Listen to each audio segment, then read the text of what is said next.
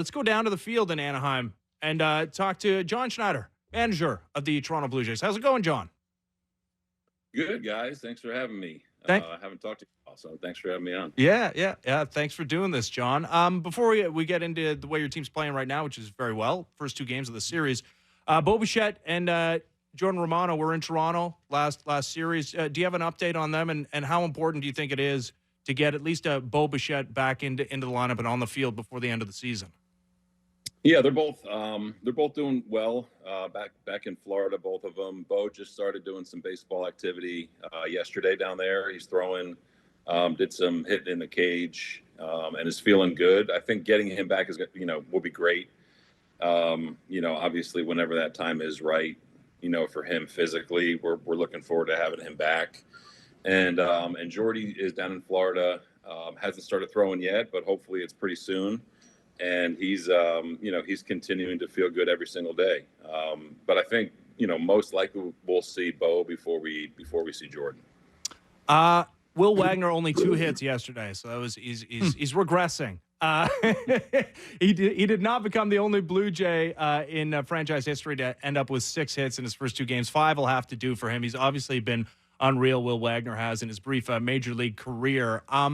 He's played some third base in Buffalo. Spencer Horwitz has obviously had a really good season as well. Will we see Will Wagner maybe at some third base at the major leagues? I think some, yeah. I think right now we're kind of looking at where each person, their best spot is and how they kind of complement what we have and what we're going to continue to have here positionally. So far, like what we see at second, I think he's played 1 or 2 games in Buffalo for us at third. And he'll probably get a handful of games over there, while he's here. But want to try to be pretty consistent with him at second. And then, that kind of pushes Spence over back to first and DH and things like that. But I think you'll see Will primarily at second. John, is Will in the game tonight against the lefty? He's not tonight. Nope. It was, I know, I'll probably catch a lot of crap for it, Yeah. But that was kind of the plan. We're still kind of building him up. He's had, some on and off knee stuff too that he's had with Houston, and want to just give him a chance to catch his breath against a tough lefty. We got an off day tomorrow, and kind of keep going. It's been a whirlwind couple of weeks for him, but if he had 3 hits his first night and 2 yesterday, if you need him to pinch hit, he's due for 1, right? So in a big spot, he's probably guaranteed hit today. Speaking of catching breath, Joey Loperfido, what are you seeing that you've liked, and what would you like to see him do a little bit better? But Joey, man, he's so talented. There's a lot that we like. There's a lot that we like from his athleticism, his bat speed, his power potential. Obviously not the start that he wanted to get off to here with us. And what he's working on, the things that he's talking about every day is just kind of controlling his move forward, recognize pitches a little bit better, help him lay off the pitches at the top of the zone, obviously, and make a little bit more contact. So we're aware of that. He's aware of it. And I think it's kind of just, the goal is to kind of take small bites out of that each and every day and just make sure that he's not getting kind of swallowed up by everything, which he's not. He's got a great head on his shoulders. He's taken it as well as you can take it. I was really happy that he ended his night with a knock and an RBI yesterday. But it's all the talent's there. It's just kind of just calming down that initial move, staying back a little bit, and hopefully controlling the zone a little bit better. Is he playing against the lefty tonight? Joey's not playing tonight. Nope. Okay. I had to ask. He got a hit off a lefty last night. I know, man. And I think going forward, these guys are, we're not going to straight platoon them. You know what I mean? Yeah. This isn't going to be. We want to see what these guys can do. And I think tonight, we've got a pretty specific plan with Joey going forward. You know what I mean? I think today is kind of a good work day for him. And really start working on the things, or continue to work on the things that he's been chipping away at. And again, these guys are going to play. You know what I mean? I know we're facing a couple lefties in Chicago. These guys, they'll play. So we're trying to juggle everyone that we do have on the roster right now a little bit. Some good results for Kevin Gosman recently, and yesterday included, going 7. He's gone at least 7 in 3 of his last 4 outings. Strikeout numbers have been a little bit down for the American League leader in strikeouts a year ago, John. Why is that? Kind of a weird season for Kev. The last 4 or 5 have been really good. And I think, you can go all the way back to spring training where it was kind of a rough buildup for him and didn't really have a normal spring training. And that probably led to, some of his early season struggles.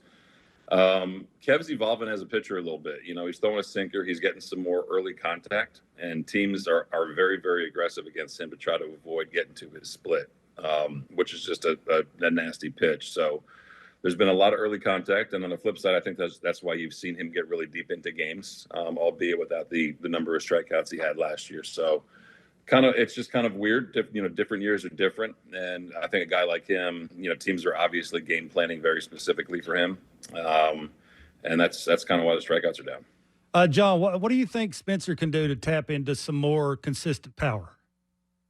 I think it's just giving it a shot when the situation presents itself. I mean, he's said that, he's verbalized that. He's got a good approach. He puts together an at-bat every single time, and he makes a lot of contact. So I think the next step for a hitter, and you kind of know this, Kev, is you're sitting 2-0, 1-0, 3-1.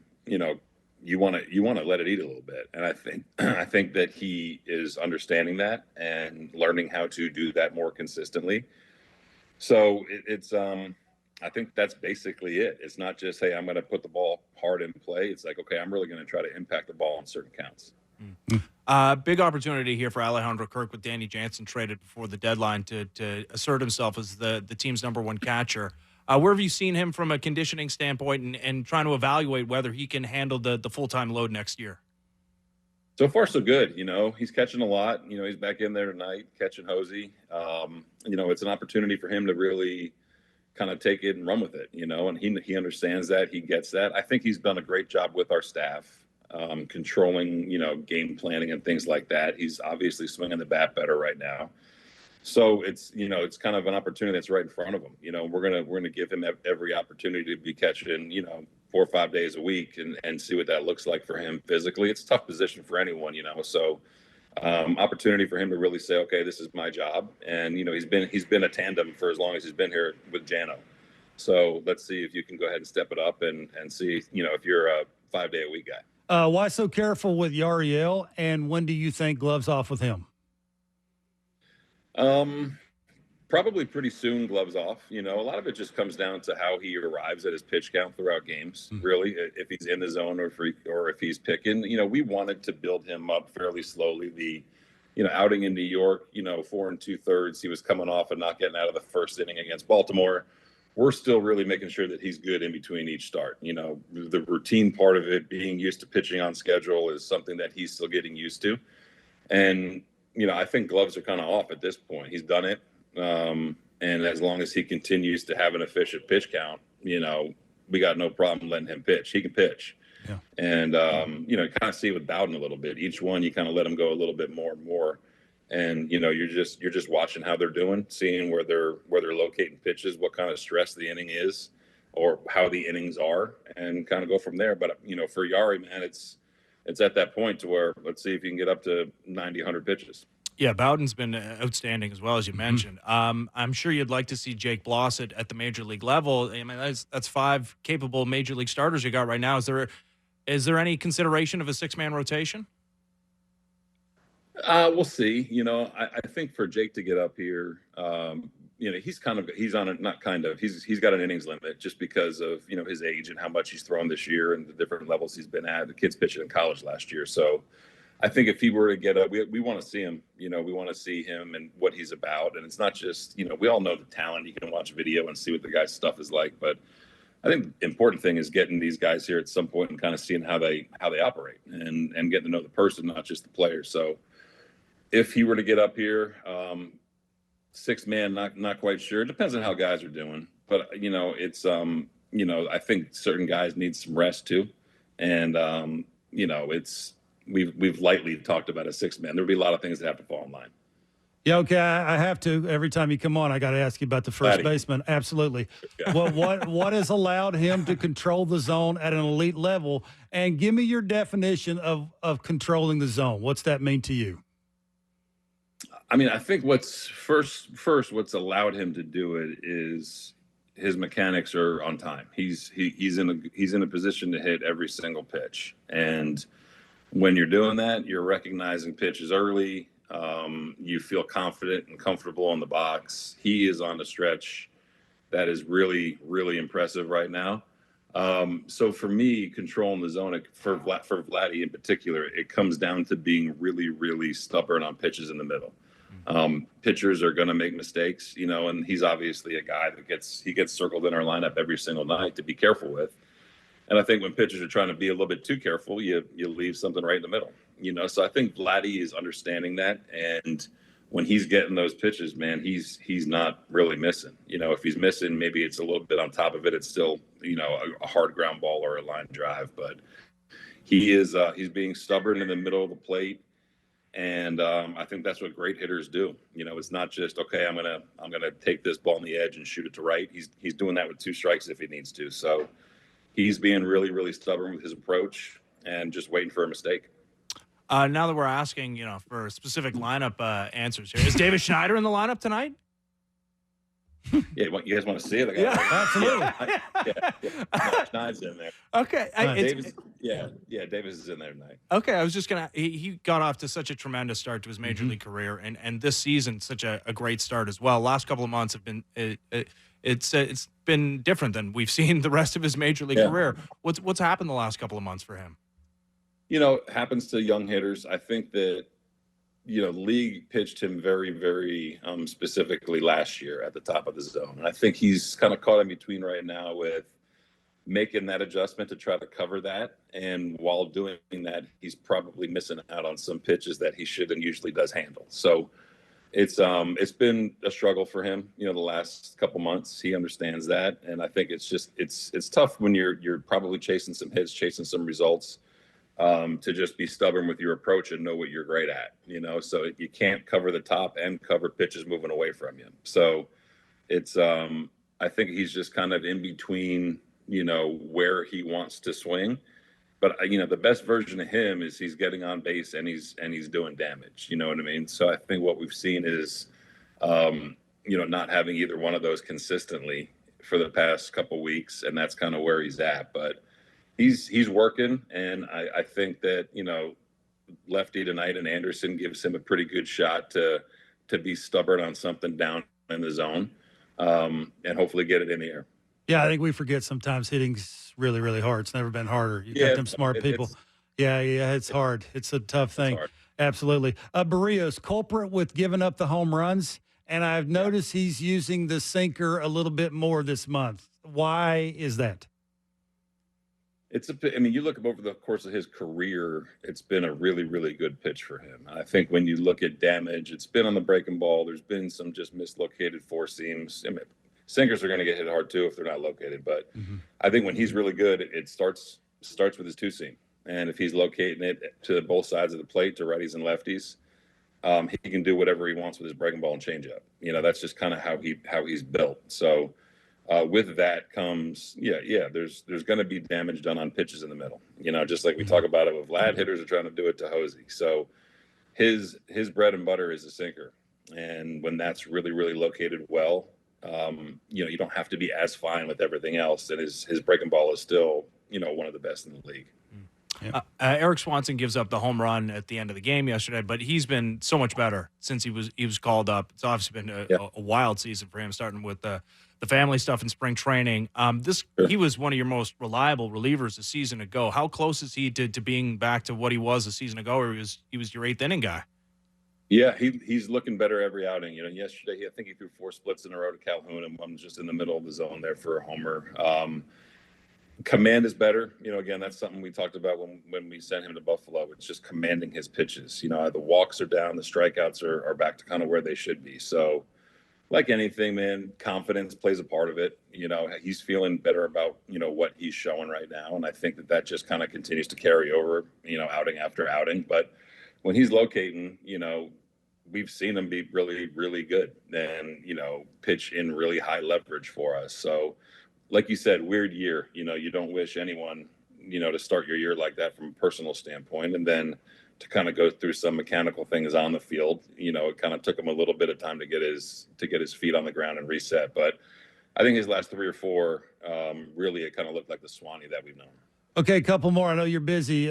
Before I let you go, Chad Green, how do you feel about him in the 9th inning, giving him the ball? And do you think graduation, it is like the top of the zone because of his size and the tunneling of that four-seamer's a really good pitch. But for me, you give him the ball a couple of tough lefties, John, he's going to need something to combat the lefty. The slider, I'm not so much sure of that. Is there any worry with that? Is there any talk about maybe you had a split finger? I don't know how hard that would be in season, but is there any talk? And what have you thought of him so far in the ninth inning? Yeah, overall, him in the ninth, he's been great. He's been kind of that stabilizing force that we haven't had all year, So feel good about giving him the ball at any given point. And it's weird, he's been such an elite fastball at the top of the zone guy for the past 5 years, and hitters have definitely kind of caught up to that a little bit, not just him, but around the league.